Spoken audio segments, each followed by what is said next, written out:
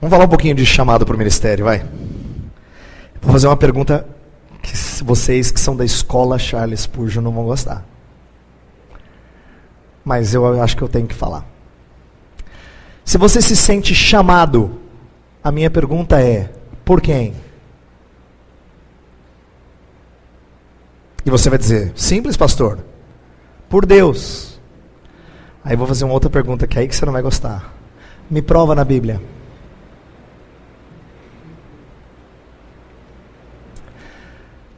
Na Escritura, no Novo Testamento, você tem dois usos da palavra chamado. Ou ela se aplica à sua salvação, a ideia de que você foi eficazmente chamado das trevas para a luz, ela usa muito esse sentido. Então a ideia de vocação tem a ver com chamado de salvação. Mas ela tem um outro sentido, em que apóstolos foram chamados por Deus.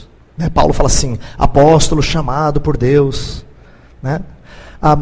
Só que apóstolos foram chamados diretamente por Deus. Como profetas foram chamados diretamente por Deus. Eu não me vejo na autoridade para dizer que o seu chamado é idêntico ao do apóstolo Paulo. Ou o meu. Mas pastor, e aquela experiência que eu tive? Eu não nego que Deus possa ter direcionado você para o ministério. Mas agora vem o ensino que eu prefiro. Quando eu perguntar assim, chamado por quem? Você deveria dizer assim, pastor, pela igreja de Cristo. Porque quando a igreja reconhece que você tem os dons do Espírito para aquilo, então você está no lugar certo. Mas ai de você, se a igreja pensa o contrário, mas você diz, mas Deus me chamou. Mas Deus me chamou, estava lá no quarto. Foi um momento lindo de oração. Mas Deus me chamou, horas. Se a igreja de Cristo não reconhece você como sendo uma pessoa habilitada para ensinar a palavra de Deus, a quem Deus deu uma capacidade de fazer com que a palavra de Deus se torne clara para as pessoas, elas sejam edificadas pelo seu trabalho. Se a igreja não reconheceu isso, você ainda não tem lugar no ministério.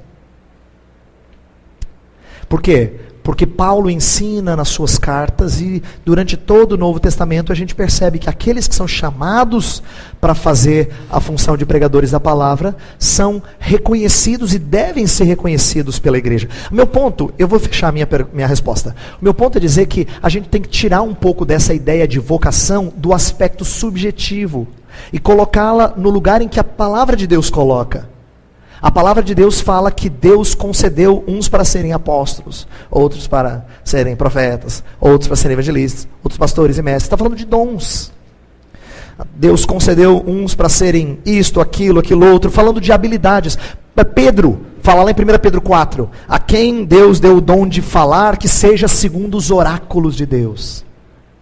Está falando de pregadores, de mestres, de gente que lida com a palavra. Se Deus concedeu esse dom, então faça segundo a palavra dele. E a palavra dele então nos ensina que nós temos que ter isso evidente, mas não só evidente pela experiência que você teve, mas confirmado pela igreja de Cristo Jesus. É por isso, atenção, é por isso que os líderes da igreja no Novo Testamento eram escolhidos pelo povo de Deus. Paulo fala assim, escolhei dentre vós homens idôneos.